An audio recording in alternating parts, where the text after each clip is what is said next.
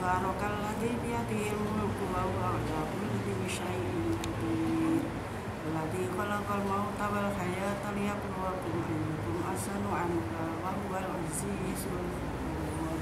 Alladzi khalaqa sab'a samawati tibaqa ma taru fi khalqir rahmani min tafawutin basara hal tara min futur. Marjil basara karrotaini yang qalib ilaikal basar khasi'an wa huwa hasir. Laqad zayyana samaa'a dunya bimasabih faja'alna nujuma bisayatin wa a'tadna lahum adabas. Walilladzina kafaru bi rabbihim adzabu jahannam wa bi'sal masir. Idza ulqu fiha sami'u laha shahiqan wa hiya tamur. Takadu tamayyazu minal ghayz kullama ulqiya fiha fawjun sa'alahum wasanatuha alam ya'tikum nadhir. Qalu bala qad ja'ana nadhir fakadzabna wa qulna ma nazzalallahu min shay'in in antum illa fi dhalalin katsir. Wa qalu law kunna nasma'u aw naqilu ma kunna bi ashabi sa'ir. Fa'tarafu bi dhanbihim fasuhqan li ashabi sa'ir. Inna ladina yasawna rabbahum bil ghaibi lahum maghfiratun wa ajrun karim. Wa asiru qawlakum aw ijharu bihi innahu alimun bidati syukur.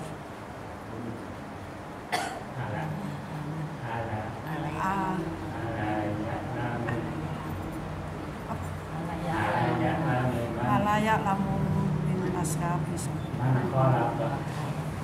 aman khalaqa hadzal ladzi alayak lamun man khalaqa wa huwal latiful wa asiru qawlakum abijaru bi innahu alimun bidati syukur. Alayak lamun man khalaqa wa huwal latiful khabir. Walladzi ja'ala lakumul arda dalulan lalu lam famsu fi manaqibiha wa kulu bi rizqihi wa ilaihin nusyur. Amang bisama'i ayasifa bikumul arda fa idza hiya tamur.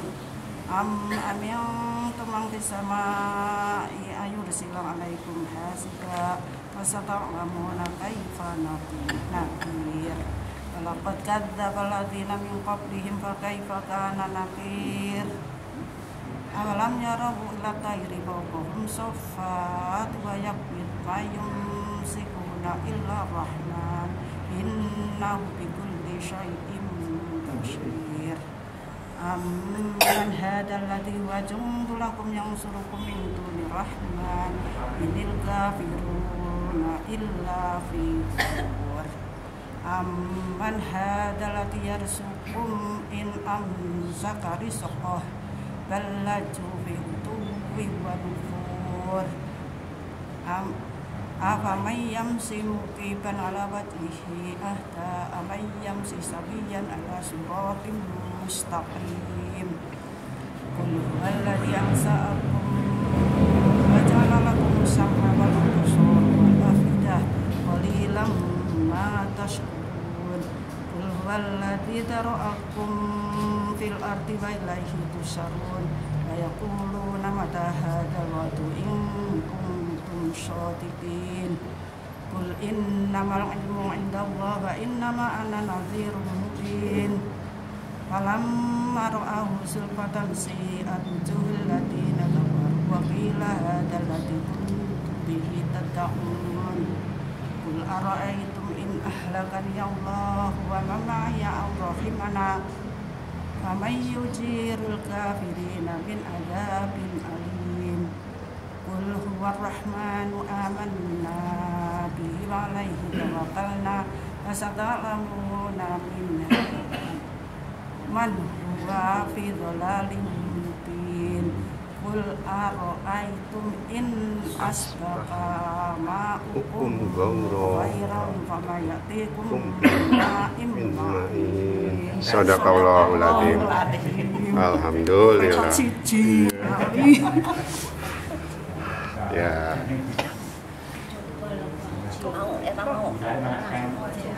Mau kul saya. Kul, ya, di kulnya itu yang kadang-kadang banyak sekulnya. Kulnya keter. Kul. Nah, insya Allah kita lanjutkan dulu. Iya, iya. Untuk kajian hari ini, sore ini kembali kita sampaikan yaitu tentang wudhu. Yang kita maksud adalah sifat wudhu dan bagaimana Rasulullah SAW ajarkan kepada kita. Ya sedikit demi sedikit, ya kita membenahi apa yang telah kita lakukan. Apalagi ini terkait dengan masalah wudhu. Dan wudhu ini termasuk miftahul sholat, yaitu kunci pembuka daripada sholat. Kalau wudhu kita benar, maka insya Allah sholat kita pun akan benar. Tapi kalau wudhu kita salah, maka sholat pun akan tidak sempurna. Apalagi kalau sampai wudhu kita batal dan kita tidak sadar kalau batal. Ini yang bahaya. Wudhu batal, kita tidak sadar kalau wudhu kita sedang batal, kemudian tetap sholat, maka ibarat orang sholat tanpa wudhu, maka hal ini bisa dikatakan batal itu sholatnya. Maka masalah wudhu ini masalah yang sangat penting untuk kita ketahui. Nah, adapun yang telah kita sampaikan, kesempurnaan dalam berwudhu sebagaimana Rasulullah SAW telah sebutkan, telah kita sampaikan. Yang pertama, sebelum berwudu kita dianjurkan untuk bersiwak atau menggosok gigi. Walaupun ini hukumnya sunnah, tapi walaupun sunnah dalam rangka menyempurnakan wudu sesuai dengan apa yang dianjurkan Rasul, ya kita berusaha untuk mengamalkan.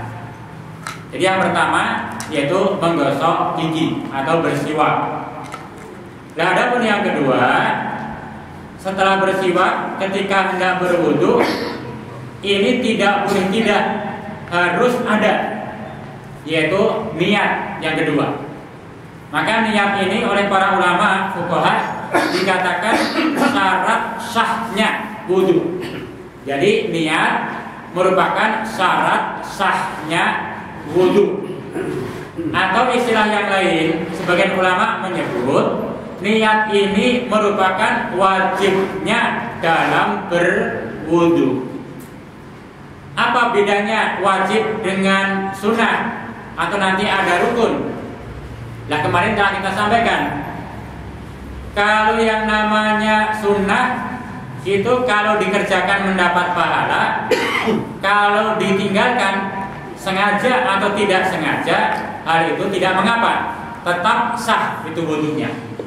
Seperti tadi misalkan disunahkan pertama kali menggosok gigi atau bersiwak, kita sengaja nggak usah gosok gigi lah, sengaja, kemudian kita niat dan berwudu, terus tetap dianggap sah, sebab itu sunnah.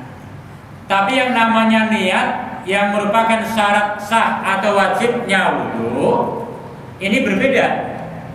Kalau wajib itu adalah satu sendi yang harus ada.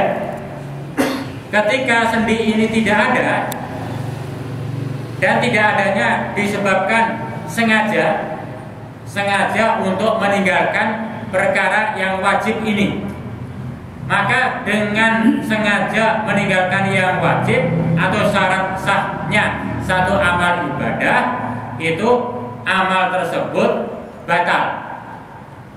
Sebagaimana wudu itu wajibnya atau syarat sahnya niat. Dia sengaja meninggalkan niat, dia melakukan wudu tanpa niat sengaja, maka wudunya itu batal. Kalau dia sholat, ibarat dia sholat tanpa wudu, ini amat sangat membahayakan. Kecuali kalau sendinya yang hilang itu adalah tidak disengaja, artinya karena ada udzur, mungkin lupa atau yang lain, maka hal itu tetap sah wudunya. Mungkin saking keburu-burunya sampai-sampai wudu tidak ada niat, tanpa sengaja meninggalkan. Saking keburu-burunya sama sekali tidak niat. Nah itu namanya ada udur. Nah itu tetap sah wudunya. Maka alangkah baiknya tetap kita berusaha yaitu melakukan niat. Nah yang ketiga, kemarin telah kita sampaikan, saya ulang kembali, bahwa setelah niat sebelum cuci telapak tangan itu dianjurkan membaca bismillah. Nah dalam hal membaca bismillah ini oleh para ulama fikih ada perbedaan pendapat. Ada yang mengatakan membaca bismillah itu hukumnya sunnah. Maka walaupun itu sunnah kan nggak terlalu berat, hanya baca bismillah kan pahala daripada sama sekali tidak. Ini sebagian ulama. Dan sebagian ulama yang lain menganggap, meyakini membaca bismillah ketika hendak wudhu itu hukumnya wajib atau merupakan syarat sahnya wudhu. Sehingga kalau dia meninggalkan bismillah dengan sengaja itu bisa membatalkan wudhu. Tapi kalau dia tidak membaca bismillah karena ada udzur, mungkin dia lupa karena tergesa-gesa atau mungkin karena yang lain, maka hal itu tidak mengapa. Maka lebih baik dia tetap berusaha sadar dengan membaca bismillah. Maka dalam kitab fikih yang lain, yaitu dalam kitab Al-Mughni yang ditulis oleh Syekh Ibnu Qudamah, ini seorang ulama fikih yang amat terkenal. Banyak ulama-ulama fikih mutaakhirin mengambil yaitu rujukan dari Ibnu Qudamah ini. Beliau mengarang buku kitab fikih dinamakan Al-Mughni, amat tebal sekali, beberapa jilid. Terkait dengan bacaan bismillah ketika hendak berwudu, beliau menyatakan bahwa menurut pandangan kami, kata Ibnu Qudamah, menurut pandangan kami berdasarkan pembacaan hadis-hadis yang ada dan itu semua adalah sahih, maka membaca bismillah itu hukumnya adalah wajib, tidak rukun, tidak, dan bukan sunnah. Tapi Ibnu Qudamah dia meyakini membaca bismillah itu hukumnya wajib. Maka kalau ditinggalkan dengan sengaja batal itu wudhu. Kalau ditinggalkan dengan sebab udzur, hal itu tidak mengapa. Tapi dalam tulisan terakhirnya Ibnu Qudamah yaitu menyebutkan bagi mereka yang ada udzur, lupa misalkan berwudhu sampai belum membaca bismillah, dia lupa, bukan karena dia sengaja lupa, dia lupa, maka alangkah baiknya dia membaca bismillah ketika dia ingat. Jadi sudah berwudhu, sudah sholat, tahu-tahu ingat tadi wudhunya belum membaca bismillah, maka ketika dia ingat, dia membaca bismillah, bismillah, tadi belum membaca bismillah. Nah itu oleh Ibnu Qudamah. Maka dia membaca ketika dia ingat. Nah itu saking pentingnya perkara wajib atau syarat sahnya satu amal ibadah. Maka ada sebagian ulama menyebutkan antara niat dan membaca basmalah itu dijadikan satu pembahasan.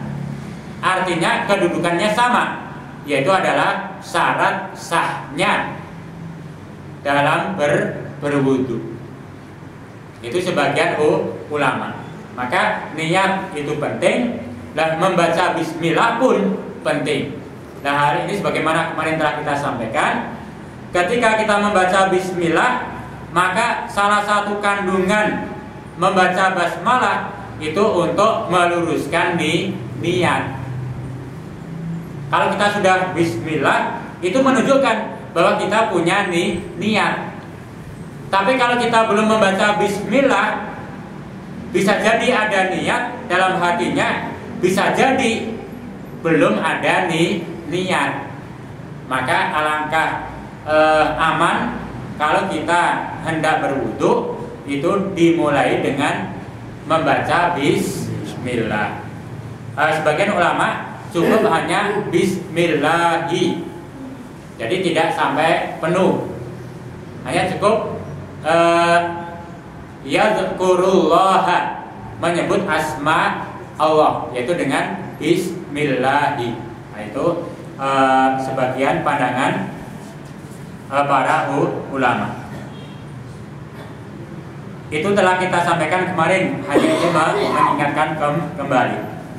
Dan kemudian untuk berikutnya, setelah 3 hal tadi, yang keempat urutan dalam kita berwudu baru, yaitu mencuci telapak tangan. Yaitu mencuci telapak tangan. Dan mencuci telapak tangan atau ghuslul kaffain fi awwalihi, di awal kita berwudu, ini termasuk perkara sunnah. Jadi bukan wajib dan bukan rukun, tapi ini perkara sunnah.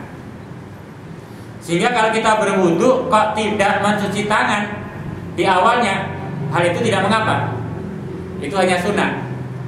Tapi kita sekarang sedang berbicara tentang wudu yang sempurna, yang dicontohkan oleh Rasul.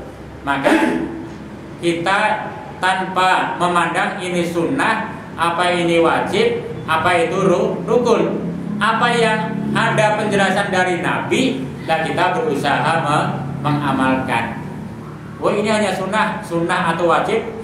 Rasul menggambarkan, mencontohkan, ya kita amalkan. Maka setelah bismillah, Rasul memberikan contoh mencuci telapak tangan.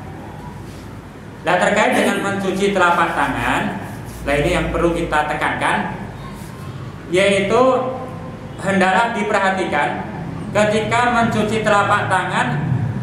Yang pertama itu sembari dibersihkan di sela-sela jari. Jadi jangan hanya sekedar punten, hanya diusap-usap. Jadi diusap-usap hanya pinggirnya, jari sambil merapat. Ini yang kita terkadang melihat. Jadi jarinya merapat, kemudian cuci tangan. Nah, yang benar yang dicontohkan oleh Nabi itu sembari disela-selai antara jari-jari. Jadi sela-sela jari ini dibersihkan, dilap, diusap. Ini supaya sempurna. Kalau ketika mencuci tangan berwudu jarinya rapat, nanti khawatir antara jari dengan jari yang menempel itu tidak terkena air wudu. Ini yang pertama. Maka diusahakan untuk jari-jari itu diusap. Tahlilu asabi al-yadain. Bahkan ketika nanti mencuci kaki, jari-jari pun antara sela-sela jari itu pun digosok-gosok. Itu waqala al-asabi. Jadi jari tangan termasuk jari kaki, hal itu harus diperhatikan. Ini yang pertama ketika membasuh telapak tangan. Jadi harus diperhatikan sela-sela jari. Yang kedua yang amat diperhatikan oleh Syekh dalam kitab ini, terutama sekali untuk bagi para ibu, bahwa sahnya amaliyah wudu ketika air wudu itu betul-betul meresap sampai ke kulit. Maka terkait dengan membasuh telapak tangan, ini amat sangat dianjurkan agar apa? Bentuk-bentuk almanakir atau almanikir, kalau kita terjemahkan